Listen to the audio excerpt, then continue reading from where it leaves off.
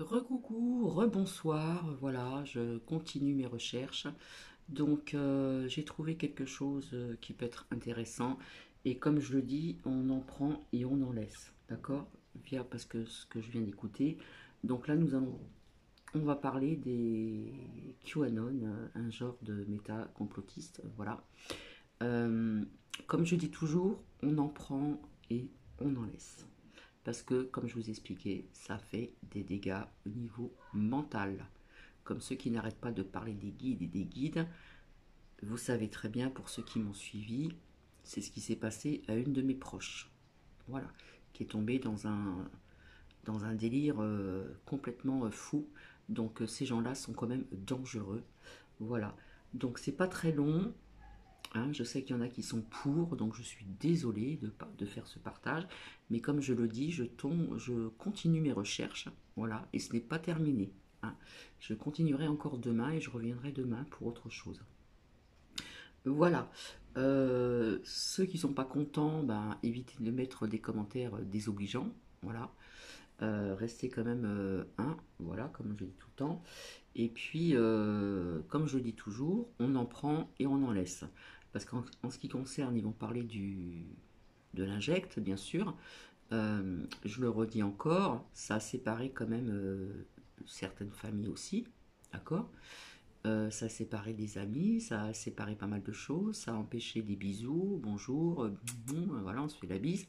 Mais bon, il n'y a pas que eux aussi, c'est aussi dans les merdias sur BFM, bien sûr, hein, qui n'ont pas arrêté de vous mettre ça dans la tête, ce qui était très anxiogène.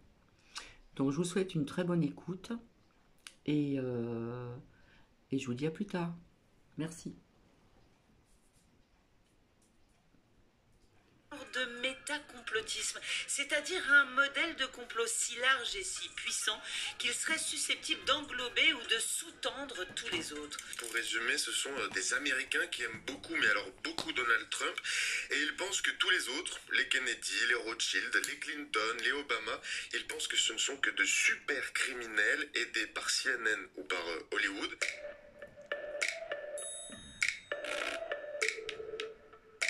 Le mouvement QAnon est un mouvement effectivement populaire, notamment aux États-Unis, dont la base est essentiellement les électeurs de Trump.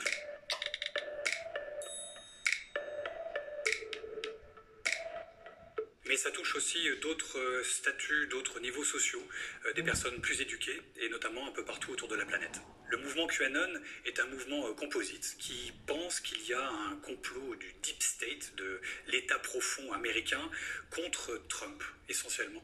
Et c'est tout un aéropage de croyances qui viennent s'agréger autour de ça, et c'est fondamentalement complotiste.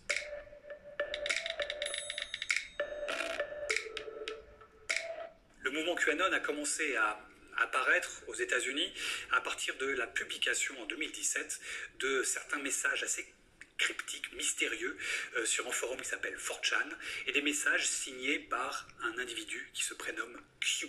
L'un des éléments centraux de cette croyance QAnon gravite autour de l'idée qu'il y aurait un complot international d'une élite mondialiste, pédophile et satanique qui à la fois consommerait des enfants ou en ferait le trafic. Ça, c'est un peu le noyau nucléaire de cette croyance, et viennent s'agréger autour de cette croyance d'autres délires complotistes absolument délirants.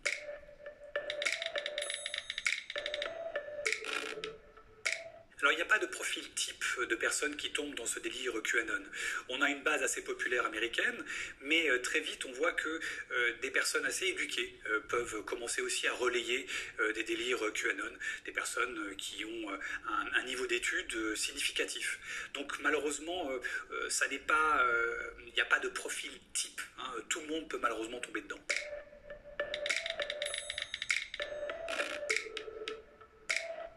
Le mouvement QAnon a vraiment gagné en visibilité et s'est popularisé, notamment au moment du coronavirus, qui a véritablement accéléré sa visibilité.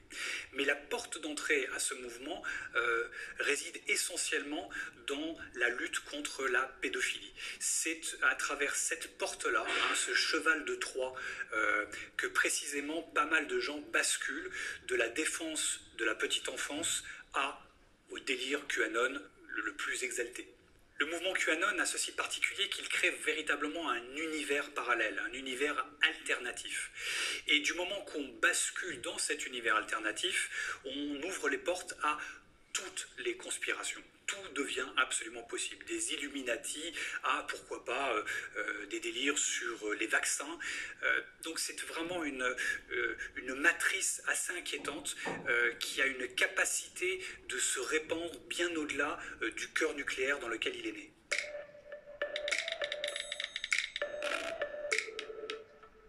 Ce qui est assez surprenant avec ce mouvement, c'est qu'il a un terreau culturel proprement américain. Il gravite autour d'ailleurs de la figure de Trump, qui est le sauveur, mais qu'il essaime un peu partout autour de la planète, et notamment en Europe, essentiellement à travers les mouvances d'extrême droite, d'ailleurs, qui apprécient beaucoup Trump, hein, et qui l'agrègent et qui l'intègrent. Mais ce mouvement va aussi contaminer d'autres mouvances complotistes européennes, des mouvances qui ont un lien parfois notamment avec la santé alternative, le bien-être. Les QAnon ne se limitent pas évidemment à cette mouvance uniquement de l'extrême droite au niveau européen. On le voit apparaître dans différentes sphères. Et de façon assez surprenante, on parle aussi de QAnon pastel pour les QAnon qui commencent à faire leur propagande sur Instagram à travers des influenceuses à la fois mode, bien-être, yoga. Donc il y a vraiment différentes passerelles qui permettent à cette mouvance de se répandre même au niveau européen.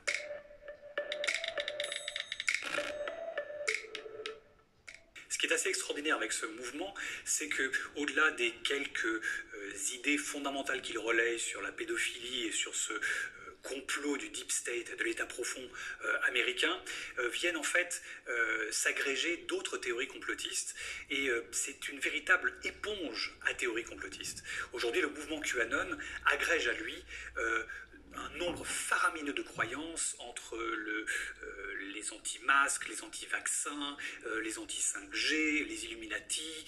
Bref, tout ça vient se mélanger dans une soupe complotiste assez déroutante.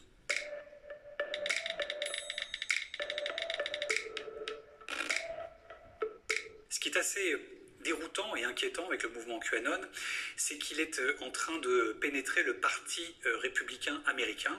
On a plus de 80 candidats au Congrès aujourd'hui qui sont des gens qui croient au délire QAnon.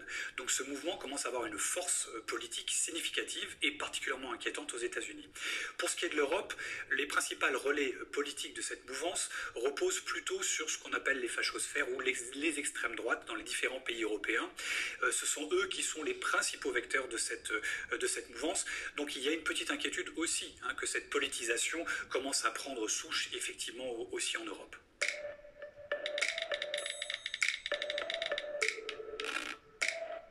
Ce qui est assez inquiétant avec le mouvement QAnon, c'est qu'il a quelque chose qui relève vraiment d'un mouvement sectaire.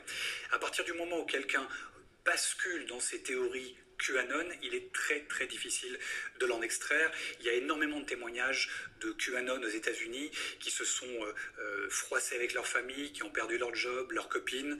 Donc c'est assez difficile de les en sortir. L'important, c'est d'essayer d'empêcher que ceux qui n'y sont pas déjà rentrent dedans.